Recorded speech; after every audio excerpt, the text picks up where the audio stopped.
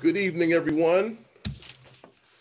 And I am Dr. David Canton, the Director of African American Studies at the University of Florida. And welcome to the first Gen Fireside Chat with Dr. Anthony Jack. I'd like to send a few shout outs to folks who are behind the scene and make this thing possible. Yesenia Jarrett, my administrative assistant here in the African American Studies program, Amy Owens, Stephanie Bear, and Meredith Pallenberg, who puts the communications and the promotion. So those of you that know, just a little background, as we know, first generation students about maybe 6, 7, 8 years ago, big buzz. And I heard about Dr. Anthony Jack in the New York Times, read a piece about the work that he's done. And at my former institution, I brought him there numerous occasions to talk about this important topic.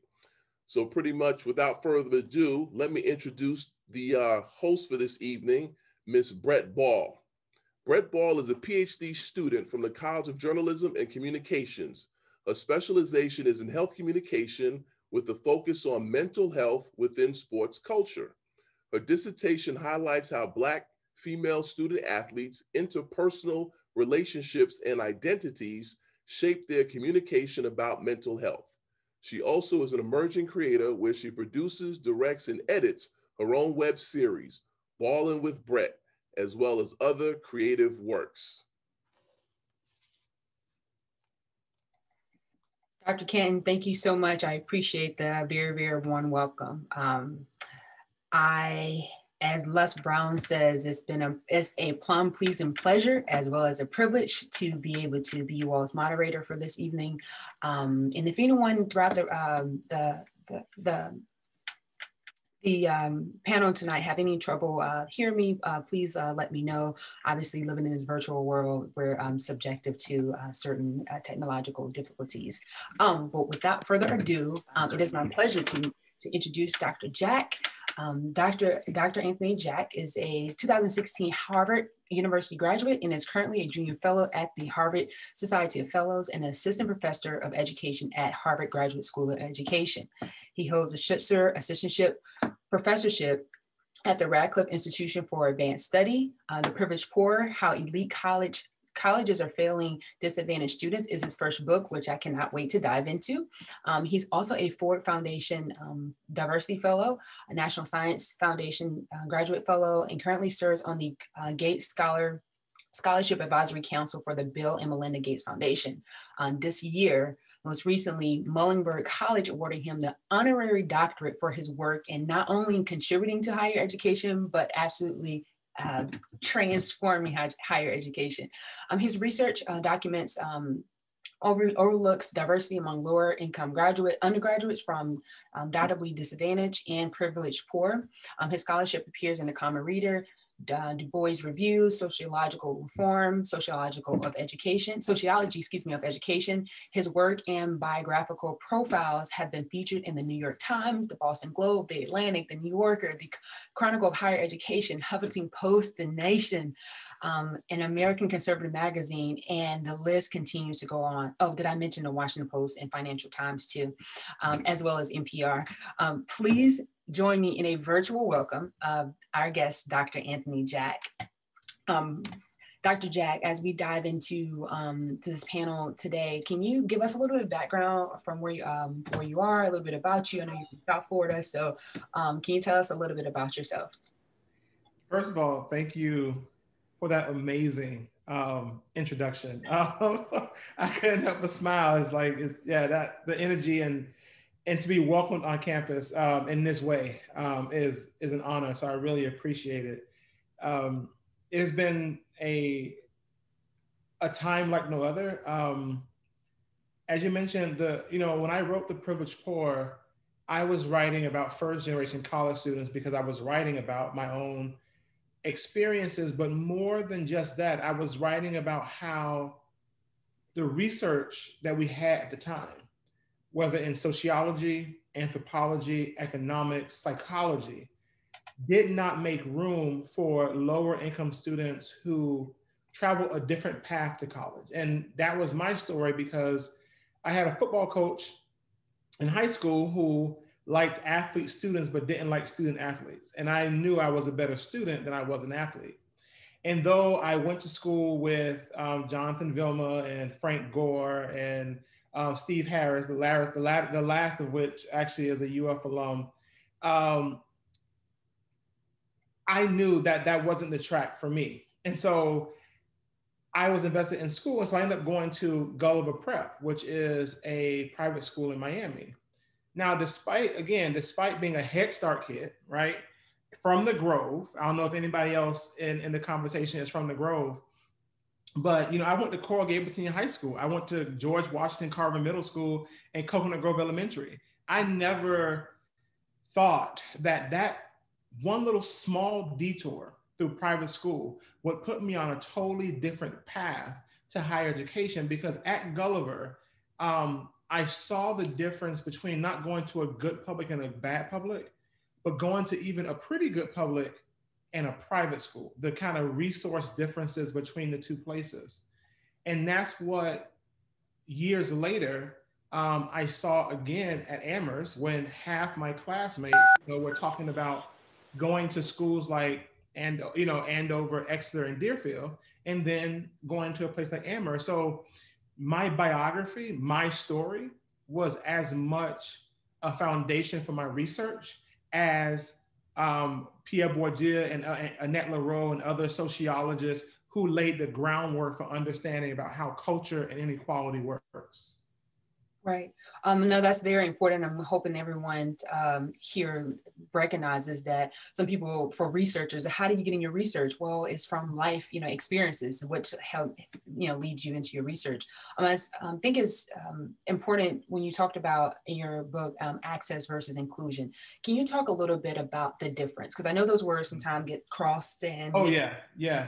I want to go back to what you just said before I answer that question. Sure. Anyone who tells y'all it's research is less important or less refined or somehow less theoretically informed because you are studying a group that you are related to or that you have some connection to, that's BS. Do not believe them in that, because like W.E.B. Du Bois said, like because he was studying the communities that he was studying, he had to be even more rigorous, even more theoretical in his orientation towards studying social life than the liberties that his white colleagues had studying whatever they want. And it's very interesting how we don't say that that people who study classical music or the military and norms of power aren't somehow studying something that's related to them when they are, related to that in a different kind of dynamic, white,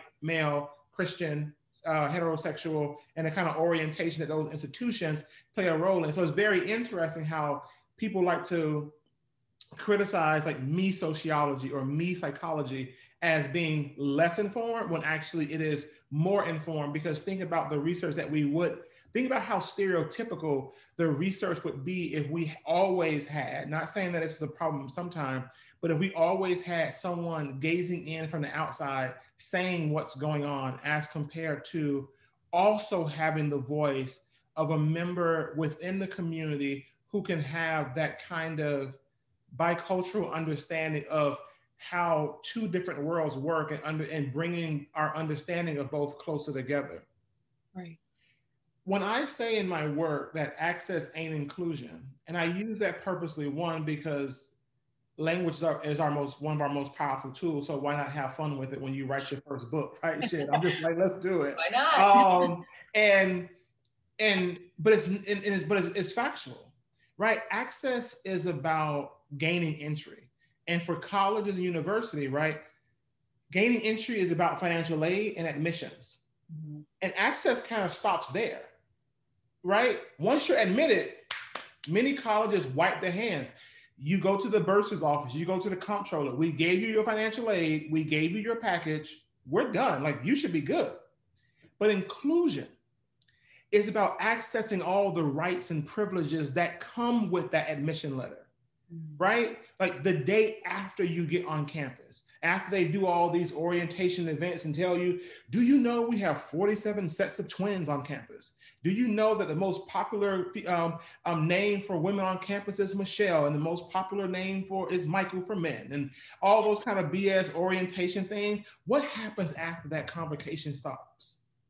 What happens the moment you enter the dorms, into the classrooms, the common rooms, the courtyards, the common spaces? What happens? Who feels comfortable navigating those places? And so I want to push universities to look beyond paying the bill. What happens to the folks in those 4 years between convocation and commencement? That's what we need to understand. Right. I think you made it, definitely hit a nail on the head. This is like a post-acceptance, the life after post-acceptance. Can you talk a little bit about this speaks to the importance of inclusion for particular low income, and then we're going to compare that to middle income for. Yeah. I mean, the thing is, like, sense of belonging and integration into campus is not just important because it feels good. It's important because it's positively correlated with your grades, retention, graduation, mental health, physical health, mobility after college. It's not just about saying like, oh, I feel comfortable here either. It's about, I feel comfortable accessing mental health services, career services, fellowships office, study abroad, the library, office hours. Like, it's the difference between graduating with a 4.0 and no faculty member knows your name despite your exceptionally amazing academic record, and graduating with a 3.5, still amazing academic record, but you have 5 people on campus who love you as a mentee, who, when you are not in the room, they nominate you for prizes, even if you're not the perfect fit, right? You have 5 people who can write you letters of recommendation, which are the coin of the realm, right? Which is the new currency for jobs, for fellowships, for internships, for graduate school, for everything. Because it's not like it's me with my PhD, my Harvard University, my reputation saying, bet on this person. And the more people know who your professors are, and UF has amazing professors, they're like, oh, you are going to bat for this person? Let me take a closer look at this application. You may not be perfect for the position because we wanted someone who does, a slightly different thing in biochemistry, but it's close enough that you would fit in this lab, and Dr. So-and-so is routing for you. Yeah, let me call this person. Let me have a conversation. Even if you don't get it, you got closer to securing the bag in that moment than you would have without that person.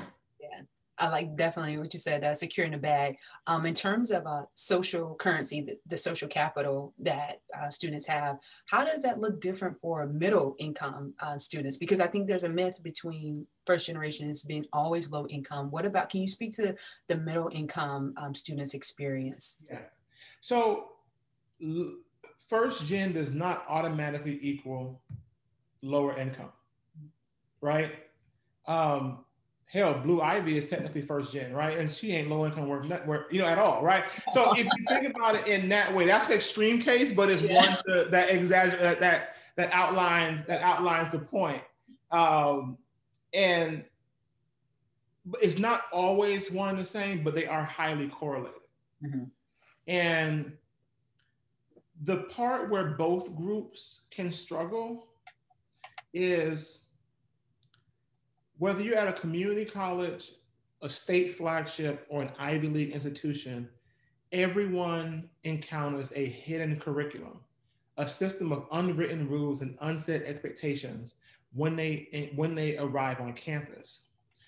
Students who have families who can outline and make explicit those unwritten rules whether it's about office hours or pledging, whether it's about engaging faculty or knowing which dining hall has the best food, all and everything in between. It's important that we understand who is more susceptible to struggling deciphering the hidden curriculum and who is more likely to be comfortable, aware, and ready to navigate it. And that is where some of the biggest differences are. In my work, I actually never enter the classroom. Even though my work has direct implications for pedagogy, for teaching, for creative, inclusive communities, I do it by I outline why culture matters on a college campus without entering one single classroom, because it's the social side of academic life that the real hurdles lie. Right. Because I fundamentally believe, and maybe and until someone proves me wrong, students who are admitted to college can do the work. It's all the other stuff that is wrapped around the work that really trips you up. Right. You mentioned earlier, and I do want to definitely hit it some, talk about it, hidden curriculum. But before we get to that, can you talk a little bit about how high schools and communities, how they play a role in preparing students to enter college? Because what you were talking about made me thinking about socialization, how Yes.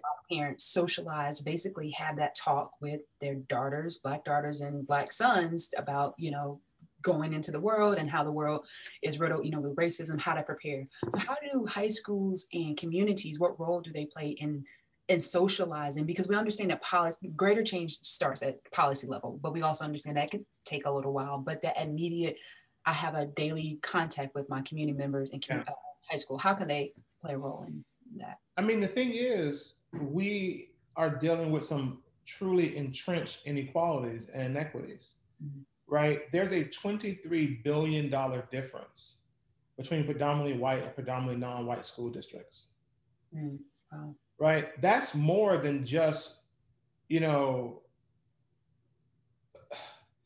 about that. If that was a college, it would be the second or third richest university in the country, and or I think maybe even the top 10 in the world. Right? That's we're talking about damn near an annual difference. Mm-hmm. And there's a lot that it'll be great for communities to do, but the greater the inequality in the neighborhoods, the greater the divide that separates youth from that community to what is expected in college, right? So it's not a matter of having drive or will. It's a matter of having this insider knowledge. Think about it for a second. I would love if we could, if there was, damn near a poll. How many people have ever heard the term office hours before coming to college? Right? Mm-hmm. Think about how classed that term is, office hours. How many people, even once they got on campus, has had a professor define what office hours are? Or do we always just say when they are? Because we assume that certain people that we have been used to teaching already know, so why waste 2 minutes in class talking about it?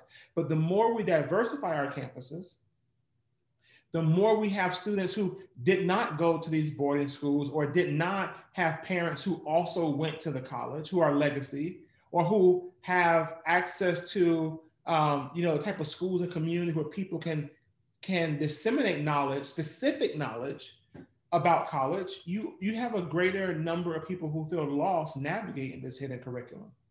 So it would be great if communities could, right? It would be great if communities could be able to teach youth about how to navigate college, but they are not in the structural position to do so. Mm-hmm. Right? Think about this for a second. In many communities, you have people who worked for 30, 40 years as janitors and security guards, and I'm using my own family as an example. the advice that they gave was earnest and true to them about how to navigate institutions. Do your work, don't raise a fuss, and keep your head down, right? That's how you keep your job for 30 years. And like my mom, my brother would tell me, do good work, keep your head down, and don't embarrass me. That's how my mama phrased it. Um, and in many ways in high school that works because smaller communities, you have the same teachers for multiple years. They know who their smart kids are, so they can look out for that. But if you went to Gables and you graduated with 700 or so students, but then you go to UF and how many freshmen enter UF every year? Right? Again, you can be a 4.0 student and no one will know your name until graduation day. And all of a sudden they announce who the valedictorian is or the summa cum laudes and all that kind of like that. And then that's it. Or lauds, whatever the hell it is. That's it. The thing is, the advice that we get from our communities helps us navigate not only different institutions, but to navigate it differently. Because in college, it's about making yourself and your needs and even some of your wants known to people who can make it happen. Your professors, your advisors, your mentors, people who work in auxiliary offices. But the advice that we get, unfortunately, comes into direct contrast, right? It's competing. And then you have a lot of first gen and lower income students smack dab in the middle. So who do we listen to? Do we listen to our families that we have seen for the last 20 years of our life, do everything they can to get us to this moment? Or do we trust the people who we just met, but we don't know from Adam, right? Who have the degrees, the jobs, and the accolades that we want? We're like, okay, people we trust but don't know. People who know, but we don't know. Like, who do we trust? How do we have this conversation? And so I think colleges need to do more work of outreach to families of admitted students, and not just in a way like, oh, send a care package. Oh, it's homecoming or family weekend, that kind of BS, right? Like, let's be more intentional about how we bring families along. Now, I think you make a great point about that, the clash between who do I believe, and which I think goes into my next point is about culture shock. So when you're in the middle of this clash between, well, what do I know and what am I learning? How do you talk about how do you how can you talk a little bit about culture shock and various forms, various ways that it affects the students? Because you talked about the college experience being a social experience. So how does that shock and that that negotiation conflict can be, I guess, manifested in different ways?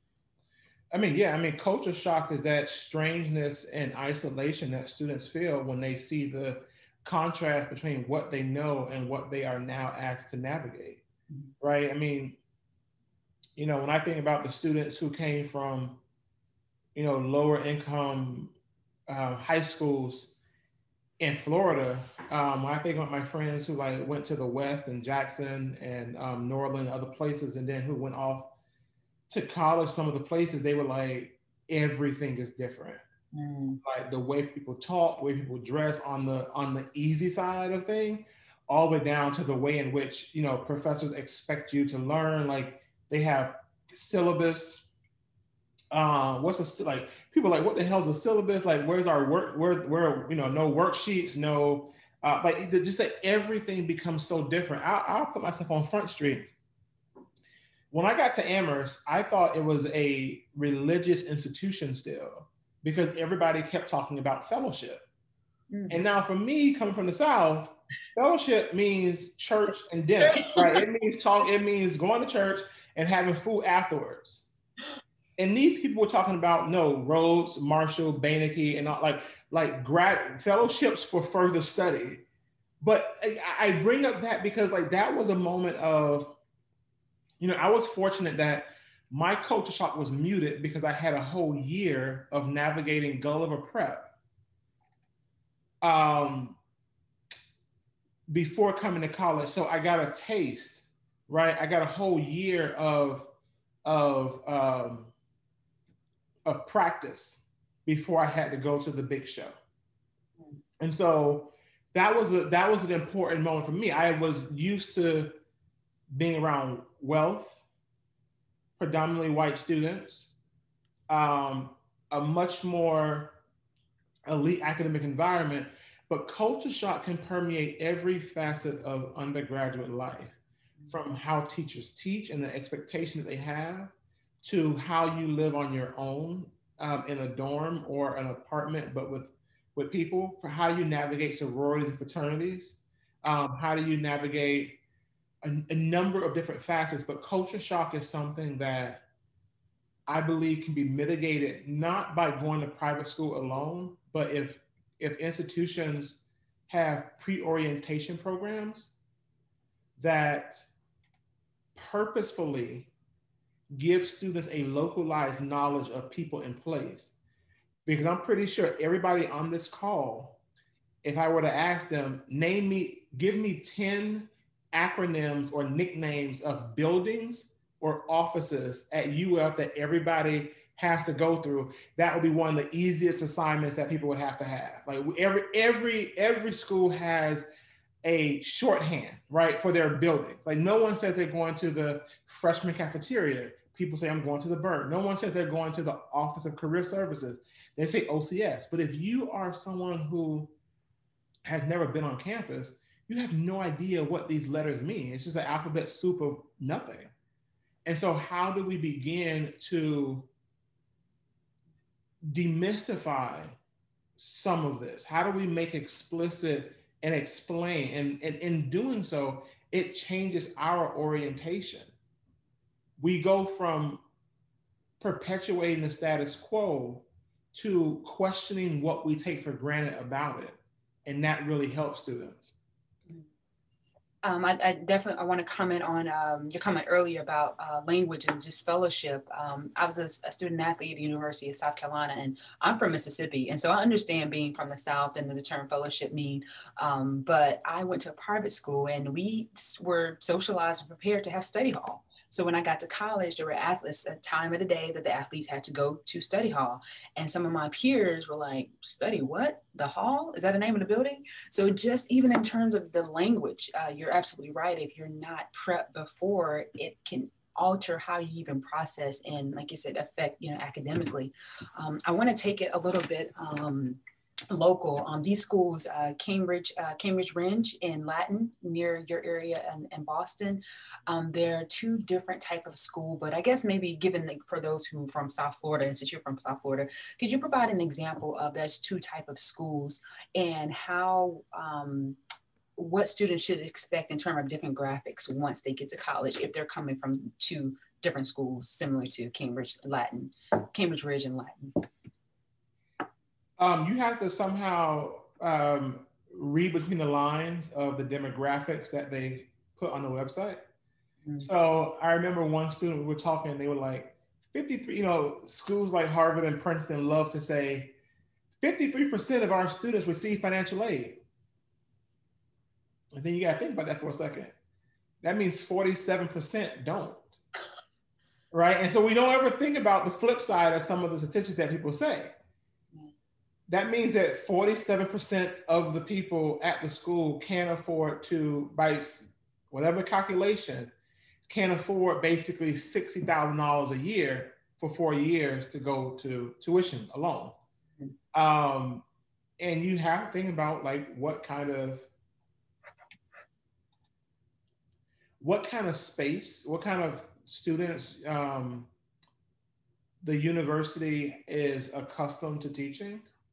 But also know that the campus is not a kind of winner takes all or one size fits all type thing.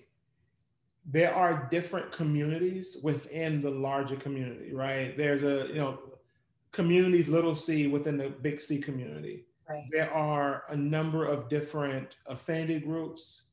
And first gen, low income, Fly, Figly, and other kind of groups have begun to sprout up around campus and are growing in number. So there are groups that are focused on the experiences of lower income and first generation college students, which is great because now that is a community space that you have. And so there are different ways you can build community. But I think understanding who you go to school with is important, which is why I wrote the book the way I did, right? The first chapter, the book focuses on different moments of contact, right? The first moment of contact is with peers, the second with professors, and then the third with the policies that govern campus life. Because I wanted to give students a sense of like, what does it mean to go to a campus where half the people can pay with their credit card $60,000 in tuition? Yeah. That's real. I've seen people call because their parent forgot to send the check and then they left with their, with their course register after a phone call, right? It's just different, just different things. And, people, in Florida, you don't necessarily need this, but when people buy Canada Goose jackets, right? Those jackets that cost $750 to $1,500. And everybody has 2 or 3 of them because they like to color coordinate their parkas. You have to understand that that is a reality for some campuses, but it need not undercut your experiences. But it's the college's responsibility to make sure that doesn't happen. We talked a lot about undergraduates thus far. Can you speak a little about graduate students and the culture shock that they may experience? Ditto. Everything that we're saying right now is the same for graduate students. Trust me, it's the same for faculty too. There is always an assumed knowledge in professions or industries where one group has dominated for a long time. This can be gender, this can be race, this can be class. It doesn't matter. In graduate school, the hidden curriculum is just as pronounced, but the consequences are somehow, I don't want to say greater, but do have a different magnitude because in graduate school, if you don't have a mentor or an advisor, it is almost impossible to, in the sciences and psychology and some of the social sciences, if you don't have a mentor whose lab that you're in, who's going to sponsor your research, who's going to pay for your research, it's almost impossible to do research. Mm-hmm. Who's going to show you how to write papers, plan experiments, write a budget for a grant? These are all questions that mentors can answer. When you get to the professional realm, having a mentor is one of the greatest determinants of success within an organization or a firm. Who feels comfortable turning a coworker into an advisor and an advisor into a mentor to help with that? And that's something that we need to fundamentally think about. It's interesting you said that it doesn't change from undergraduate to graduate to professional. So how do you suggest that we can better prepare that jump? So for undergraduates coming and say, hey, well, I want to go to graduate school. I want to go to pursue higher education. Well, if I didn't get that in undergrad, who's responsible for that? Well, the thing is, it's different. I'm not saying what I want to underscore is that what I'm saying is similar is the first gen experience is akin to an immigrant experience. Mm. If you think about it in the sense of you are leaving a place of home to go to another place that has a new set of rules, customs, social norms that you must discover, mimic, and master. anytime you go to a new job, there's always that learning curve. The question is, how explicit are those cultural norms so that integration into that community is easier? Or is it so opaque that it takes people years to understand how to navigate that place? I believe that my greatest asset in navigating higher education is the fact that I see help seeking as a sign of strength. Mm. Many people are taught that asking for help is a sign of weakness. I'm here to tell you it's the exact opposite. Asking for help is understanding that you are at the boundaries of your own understanding. And you call upon someone who knows a little bit more about a subject than you to help guide you into this next adventure.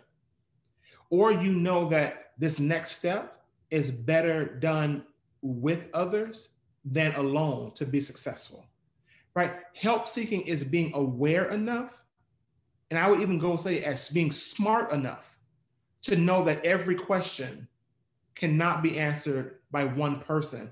And actually the best questions, the best books written, the best experiments ever done, the best plays ever written, the best, orchestras, the best concerts, the best whatever is always done in a group.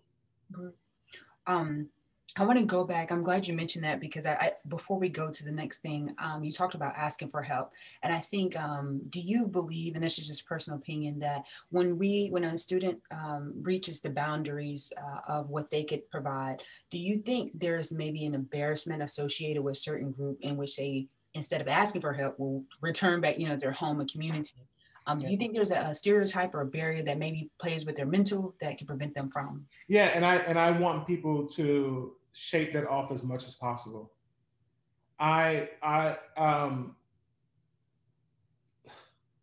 If you go to any acceptance speech for anything, no one ever said, well, except for the most narcissistic ass, but that's different. No one ever says, I did this all on my own, so I want to thank, there's no one really to thank, no manager, no collaborator, no editor, no. Every writer has an editor. Every person has had a teacher or a coach. And so there is a stigma, sadly, around asking for help, and we need to remove that stigma. I see a therapist, and it was one of the best decisions in my life to start going to therapy, not because I was going through anything at any one particular time, but now I have not only frameworks, but also skills to know when something is negatively affecting me because it's making it hard to concentrate or write or different things like that. Mm-hmm. There are some communities in which seeing a therapist is, against every kind of moral code, but harboring pain is perfectly okay, even if it's undercutting your mental and physical well-being. Mm. I fundamentally view help seeking as a strength because you can't apply the things without others. Mm. Who's going to serve as your reference? Right? Who's going to serve as your letter writer? And then if they do, can they say anything about you? Mm. Oh yeah, this person is very smart. They took my class, they got an A. Can you tell me anything else? Not really. Versus another, you know what? Let me tell you about so-and-so though. She came to my class, she got a C- on her first test, but she came to my office hours and she really tried her best. And the next test, she got an A-. The test after that, she had the highest grade in the course. I invited this person to be part of my class, be part of my lab. And from then, when I went on vacation, she babysat my cats for me. She's an amazing person, highly responsible, blah, blah, blah. That person gets the job. Yeah. That person gets the fellowship. Asking for help is not about something remedial. Mm. Asking for help is enlisting other people to be part of your success story. because they bring something to the table that you cannot bring yourself. I love that. Enlisting people to be part of your success story. I love that. As we are wrapping up on time before Q&A, I want to spend the last 15 minutes or so talking about the hidden curriculum and what does this actually mean? First of all, can you just give us a definition? And I have some follow-up questions for you. Yeah.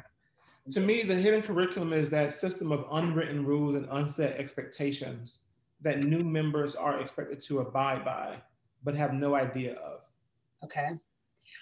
I want to follow up another question is like, how do you teach students this curriculum, this invisible almost thing that is there that needs to be translated? So how do you, and who plays a part in that translation of that community? So I will say it's an ongoing process because I'm, as a faculty member, am learning a lot, right? There's always something. Mm-hmm. But one thing, I'll give you an example of something that, there's kind of like national campaign that I'm on. I want every faculty in the country to define office hours on their first day of class and on their syllabus. And somebody might say, like, that's so simple. Like, why? One, because you have an entire population of students who have never heard the term office hour before. Mm. There are some students that when they hear the term office hours for the first time, they believe that it's a professor's time that in their office to do research when they cannot be bothered. The exact opposite of what is meant by office hours. So something was lost in translation that had nothing to do with language proficiency. And yet, office hours in connection with faculty is a mechanism through which students gain access to institutional resources. So by defining office hours, by making one of the rules explicit, I hope that students are able to gain access to those resources because they now know what office hours are, how professors view them, and what is expected of them. Because for some students, going to office hours, if you have no idea what you're going into, you have no idea how to prepare. It's more anxiety inducing to even think about going as compared to what happens when you will actually get there. So that's one way in which I want people to demystify the hidden curriculum and make explicit some of the rules that we expect students to abide by. Yes, thank you so much for explaining that, especially in terms of, again, the terminology that people may have. There's different, definitions in which we contribute to how we define certain things. In terms of why to expect, why do you think that the term office hours is often misinterpreted? Because it's just something that's thrown around. Mm-hmm. If you've been teaching for 20 years and you've never done it when the college was more homogenous, more the same students from the same schools, are you ever going to change? Or are you ever going to think to change just because admissions at the school has diversified the schools that you have that you recruit from? I mean, let's think about it. If you come from a rural background, a rural community, there are things that you have to deal with culture shock that are slightly different from those who come from center cities. But if the faculty member doesn't think about either group because they're so used to just teaching the students of 25 years ago, they're not going to update their understanding of where students are and some of the social codes that they uphold, even if they're not intentionally trying to do so. Mm-hmm. Right? That's why I shared the example of fellowship. Like, there are so many students who have to translate and explain for their families so much of what they are doing on campus, but they are literally teaching as they are learning themselves. Mm-hmm. Pre-orientation programs and other initiatives to help students gain a better understanding is a way forward.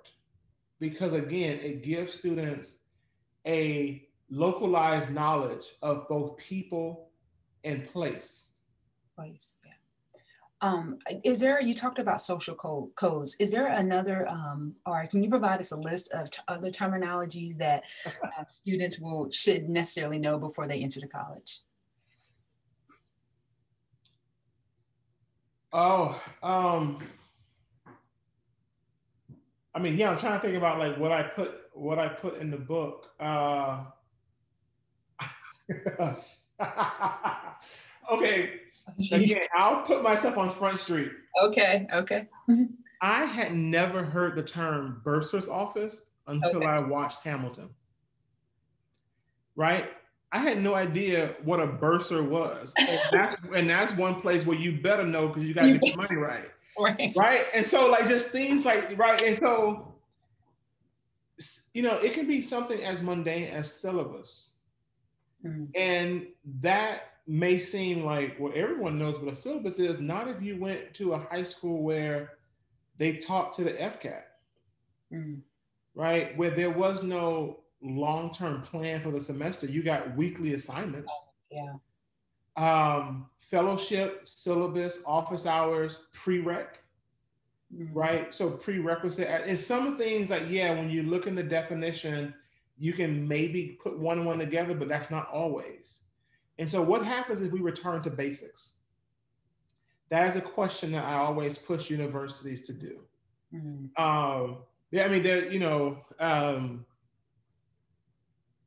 yeah. So I have a number of them in a book, but also let us remember some of these are university specific.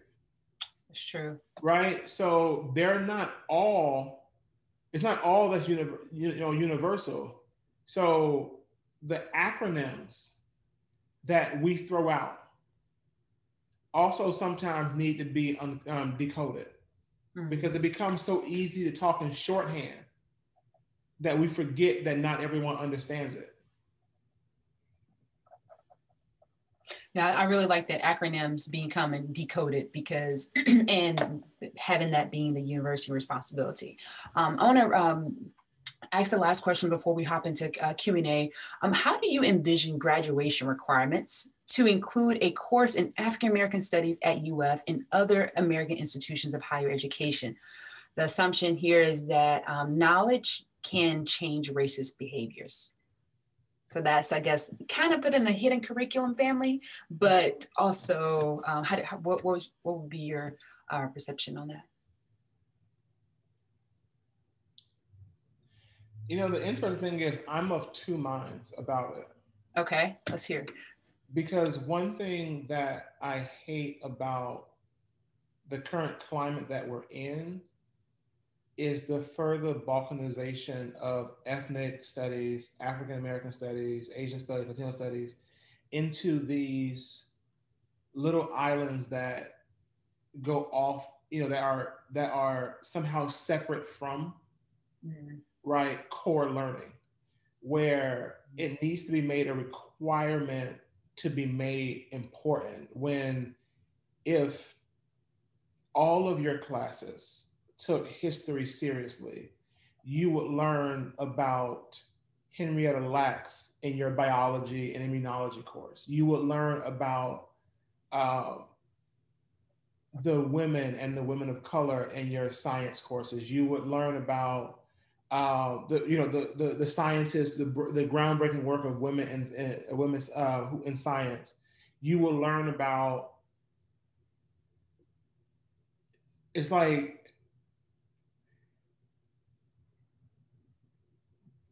by just having it over there, you are allowing the core curriculum and your other core and the courses that make up the entire catalog to still be as David Evans would say, male, pale, and Episcopal,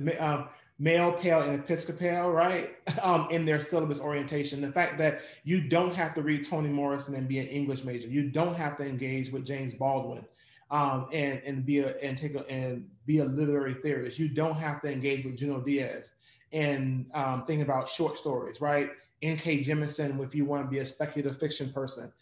It's very interesting that in making something a box to check, you are allowing the system to continue on as it once was. Mm. With that said, to be intentional about how we include a study of and direct interrogation with power and inequality as part of students' curriculum, I am for it. Mm. I do think it's unfair for an administration at some places to say, oh, let's just have the Black folks do extra work anyway, without any kind of compensation, recognition, or affirmation. But it's also incredibly important because the work that is being done in AFAM, in Latino studies, in Asian American studies programs is incredibly rich. It's intellectually diverse.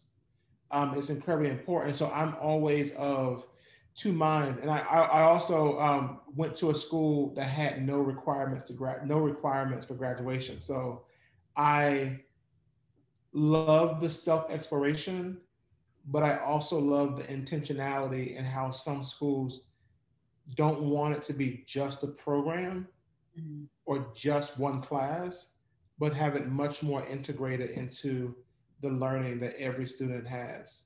So it doesn't seem as a chore, it's seen as part and parcel of the undergraduate education. You know, it's actually interesting, both your two different perceptions about how to integrate that curriculum. With 3 minutes left before we hit into Q&A, I would like to know what advice, if you were on the board for a UF graduation curriculum, which frame of mind would you apply at University of Florida? There's no right or wrong.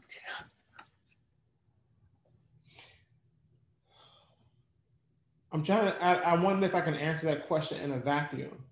Mm-hmm. Because I don't know what the requirements are or what boxes everybody must check. Mm-hmm. So I'll give you an example.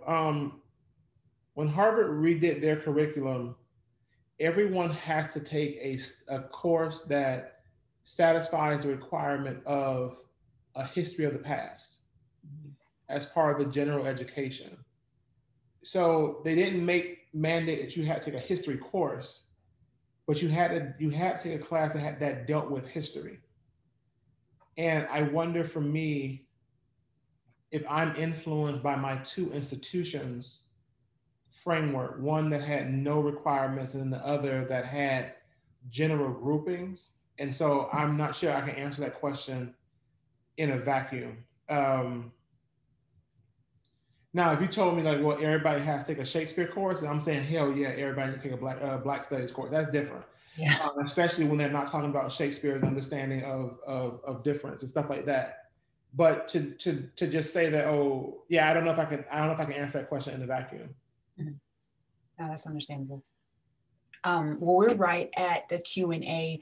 Thank you again so much. I know there's so many more questions I want to ask, so I won't rob this panel before we give students more time to, or the participants time to ask or add into your Q&A. Any questions that you may have for Dr. Jack? Or is there anything else that you would like to add in the meantime as the questions load? No, it's good. Okay. I am pulling up here. Okay, so here's a first Q&A question. In Dr. Jack's books, there are several examples of first-gen and low-income students being stigmatized through actions of college. In my experience, some first-gen and low-income students feel stigmatized when they are directed to certain programs like Summer Bridge or Extended Orientation, which are intended to help their transition. I must be deficient in some way if I need this program. Any advice on how to navigate this? Not having well-intentioned programs making students feel like they don't belong. Yeah, that's a problem. If an institution create a program just that and it ends up chastising students for participating in it, right? Those programs are those programs work best when they don't try to teach material, right? Those programs work best with introducing students to how material is taught, and then knowing and then introducing them to different offices and people around campus. It is highly problematic if a student leaves that program and says, well, damn, I must be somehow deficient or wrong or admissions mistake because I need the program. What I will say is this: when done right, those programs should say something like this, and it's not always a popular opinion.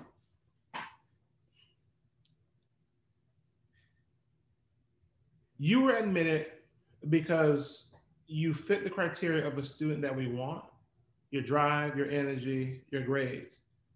But we also know that because of inequalities in high school, inequalities in public education, and the particular obstacles that you face in high school may not have prepared you as well socially for academic life on campus. We want to invite you to this program in which you will be here for 2 or 3 or 4 weeks or however long it is, so that you can get understanding of how things at UF work. You will take courses with faculty members and graduate students so you can understand how we ask questions, but more importantly, so you will take material, but more importantly, we want you to understand how we ask questions. We want you to understand how we want you to interact with faculty, how living on campus may affect your ability to study, because it may actually free you from things. And as an added bonus to this program, you will get, access to apply for jobs and other things with people who you meet.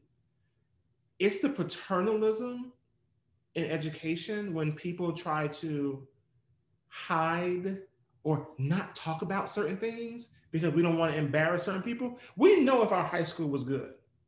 We know who had to walk through metal detectors every day. We know who had teachers who left at the end of every year. We knew that TFA was our biggest contributor, and those teachers were like rotating hamster wheels. Mm-hmm. Right. So don't like try to shy away from and tell us that we like people who don't have money don't need to don't find it surprising that they don't have money. We know. We know. So when these programs try to sugarcoat certain things, they end up doing more harm than good. And so for me, it is about being honest and open about what the program is actually intended to do. But then that also requires some serious thinking about what do we as administrators and faculty want the program to do. And we don't want that. We're not going to teach you an entire year's worth of material in a couple of weeks, but we will teach you how we ask questions, how we grade, how we come up with certain things, and then a little bit about who we are. Yeah, thank you for speaking on that. And these next couple of questions kind of fall into that realm. One student said, I generally want to know any advice about culture shock. I'm still dealing with it now, being in Gainesville and being around people who aren't minorities, and the fact that there are so many students who are wealthy. Can you speak to that particular student? Yeah.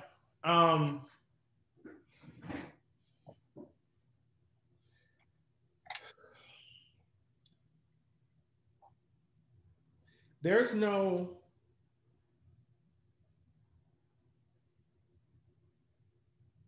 one specific thing that I can say to help with well, no, I take that back. It's to understand where the culture shock is coming from. It's not coming from you being unprepared or you being in a place where you shouldn't. It is coming from the gross inequalities in America. Mm. It is not an individual. Culture shock is not a reflection of individual attributes, but rather structural inequities, because that is what you're dealing with. You are dealing with segregation. You are dealing with class separation. you are dealing with the dissimilarities between where you live and where UF collects its students. And so understanding that, I think, helps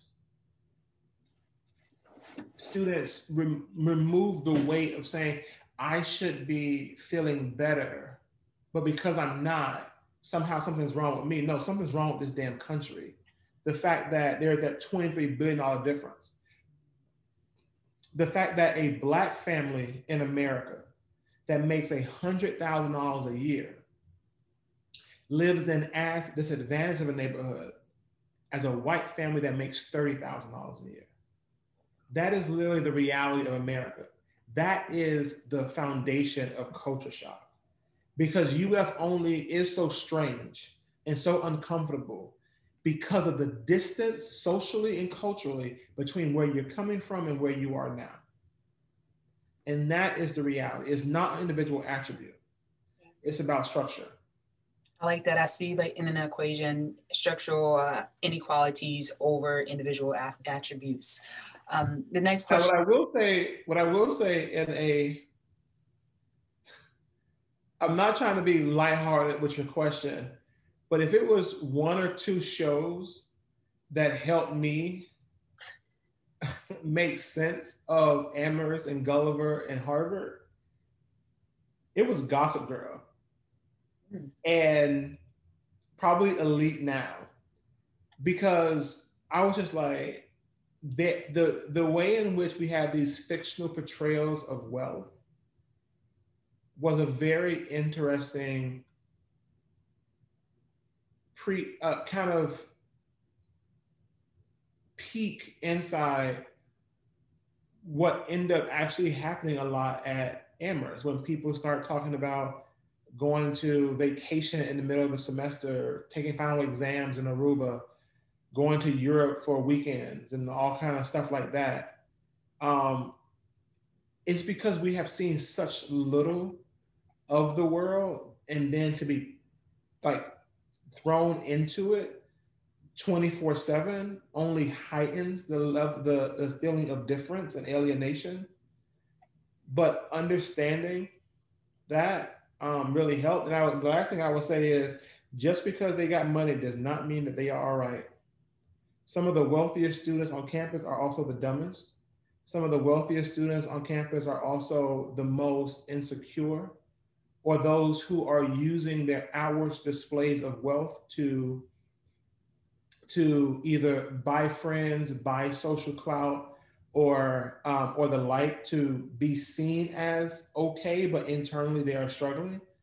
I mean, think about what Operation Varsity Blues, right? The admissions scandal where parents paid millions of dollars to get their children into schools. Think about the kind of insecurity that underscores such decisions. It's not just the parents are insecure, it's the children just as well. Everybody has problems. And so for me, it was really understanding just how these gross inequalities play out and realizing that it wasn't a reflection of me.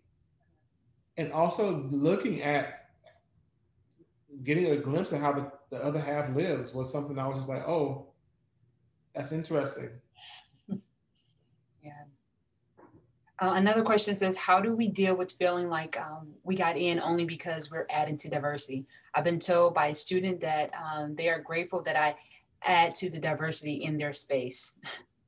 Yeah, I hate the way in which affirmative action is now framed as the added value of essentially Black and Latinx folks on campus for white students. I absolutely hate that. Anyone who tries to make you feel that you were a diversity hire or a diversity admit, ask them their pedigree. Ask them if they were a legacy, an athlete, or just plain rich, because somehow your pedigree matters more than theirs when it comes to who got preference in admissions. Legacy, athletes, and rich students get a bump in admissions in ways that dwarf other groups. So anyone who tries to question you, ask them how many points did they receive because their mom and dad and grandpa went here and they had to pay their way in through donations and alumni giving. No comment. Drops mic on that one. Yes. Another question says, in your opinion, can anything be done prior to college entry at high school level to better prepare first-gen students for college? I know we talked about this before. Yeah. For me, I want students to be, if I only could choose one lever to pull to help students, it would be focusing on making sure that students feel comfortable and at ease engaging faculty and gaining access to institutional resources. Because again, Les recommendation, mental health services, career services, fellowship, study abroad. That's what I want for students. And so if high schools could work with students and families to ensure that all students view help seeking and connecting with faculty as part of the academic process and not sucking up or kissing ass, that would be a win. That's great. Okay. Another question. Is there any advice about asking for help? I'm used to being on my own and not asking for help. And now I feel like I don't belong and I'm not smart enough. How do I deal with this? Practice. To be honest with you, this is not something overnight. My ease with faculty is still not perfect. I'll give you an example. I gave a talk at Princeton similar to this, and I thought I was supposed to be interviewed by another graduate student or someone, and the dean confiscated confiscated the event. And I was just like, holy shit, like the dean, who is a brilliant economist, I was just like, I'm talking with her. I'm like, oh shit, I gotta step my game up. When I was writing her an email of thank you, I was just like, oh shoot, do I use her first name or do I use her title? Because even though I'm a faculty member too, I'm still younger than people. And I was like, oh shoot, how do I do this? So it doesn't ever 100% go away. And in some respect, that's a good thing, because respect and showing respect is still important and making sure that you don't overstep your bounds. But it's something that has to be practiced. And again, let's not think about help seeking as, oh, I'm stupid because I don't understand this material. I needed help in applying for a fellowship and I asked for it. I needed help in going on the job market. So I asked my committee to support me. Asking for help is not something that's remedial. It is something that is part and parcel about the academic enterprise. Help seeking does not mean getting a tutor. That's literally one part of help seeking. Help seeking is when a faculty member can become an advisor and an advisor can become a mentor. So the advice I would have for you is, and everyone, is there a faculty member who you vibe with? Is there a faculty member who you think they're really cool? The way they talk, the way they speak, the way they dress, the way they incorporate different materials to their class, the way in which they just are brilliant because you just really like how they engage the material. Set up a meeting with that person. Tell them that if that's what you feel comfortable, and just even say like, look, hey, this is my first time voluntarily going to office hours to connect with someone. I'm a little unsure about what to do, but I did have one question and I want to ask you this so that I know that as a personal goal for myself, and it is something that I'm genuinely interested in. You don't have to be perfect. Anybody who pretends to be perfect is someone who is actively lying, period. Mm-hmm. Anyone who presents that they have their stuff together and that they are 100% good, they lying to you. They're lying to themselves. That person who has that moment of honesty and openness about like, look, I don't know what to do. But the way in which that last class when I saw your passion come out when you were comparing Toni Morrison to William Faulkner, and I realized that I always thought that too. Can you point me in the direction of other people who have made that comparison? You might, I mean, faculty members are ego-driven people. You start flaunting people, it's not, you tell somebody they did a good job, they were like, wow, really? Because most of our life is rejection. Like for everything that you do as a faculty member, like every grant and publication, all that kind of stuff like that. It's like people on Instagram, right? You only see the things that we want you to see, all the other stuff, and it's trial and error. But, and also I will say this, it's not automatic. You may have to knock on 20 doors before the first one opens. And you may have to walk through 10 before you get your first confirmation of a person who is invested in a way that you need them to. But you learn so much in every attempt. Some people you learn don't come to again because they ain't worth time. But other people, you know, like, oh, this was not the perfect question for you, but I know something else that is. And you learn something about yourself. Trust me, if you persevere and overcame anything to get to Florida, use that same understanding that you are a person who is not fixed, who is not static, but who is ever evolving to make it through. And not just make it through, but to thrive. I have one last question as we wrap up. We have 3 minutes before I hand the baton back to Dr. Canton. Student asks, I'm a first-year student and I'm finding it difficult to deal with coursework and making the connections in the virtual world. Any tips on how to talk to professors, even if I don't have course-specific questions? Any professor who's worth a dime right now is understanding that students are having trouble with material because of COVID. And it's not, and I say COVID, not just because it's online, but because some of us are working more hours. Some of us are in environments that we can't focus only on schoolwork, that we are doing more care work now of elders or young people. And so talking to a professor about those things, not all your professors, but who you feel comfortable, and talking to them about ways in which you can address a particular issue. It's not a one size fits all, it's not a cure all, but it's a step. Because again, any professor that's worth a dime right now is at least trying to be cognizant and aware of how COVID is unevenly and disproportionately affecting communities of color, lower income communities,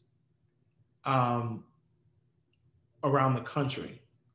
And so we have to be aware and be willing to take action to help students through this. Wow. Dr. Jack, thank you so very much. This is awesome. I'm glad I had the pleasure, again, as Les Brown say, that I have a plum-pleasing pleasure as well as a privilege hosting tonight. Thank you so much for the jewels that you dropped. I was literally like taking notes for myself. I was like, what did you say about graduate student? But no, it was awesome. I learned again so much. We really appreciate having you here and welcoming you virtually to UF. I said back to UF. And that's it for me. Dr. Canton, I am handing the time back over to you. Well, thank you very much. Let's give a virtual hand to Dr. Jack. Let's thank Brett. Let's thank your senior Jared. This one went extremely well. Thank you for coming out tonight and learning a lot about first generation students and those who are first generation students out there. I was one from the Bronx, same story. Office hours, same thing. I found a cool professor, Morehouse, 37-year-old PhD, look cool. All that stuff resonates as true. Asking for help, whether it's coming to see me, whoever, take advantage of those resources while you're here. That's what Dr. Jack's work's about. It sounds simple, but it's true. So start asking one question at a time. You have to take out an index card and write down something. No judgment. Put on your cell phone. You want to accumulate all the resources you can before you leave here, because as Dr. Jack said, they will follow you for the next 10, 15 years. So on that note, we're going to sign off. Have a good evening. Stay safe. Social distancing, wear masks, and I enjoyed it. All right, Brother Jack, I'm going to talk to you later, all right? All right, thank y'all. All right, man, take it easy. Good night.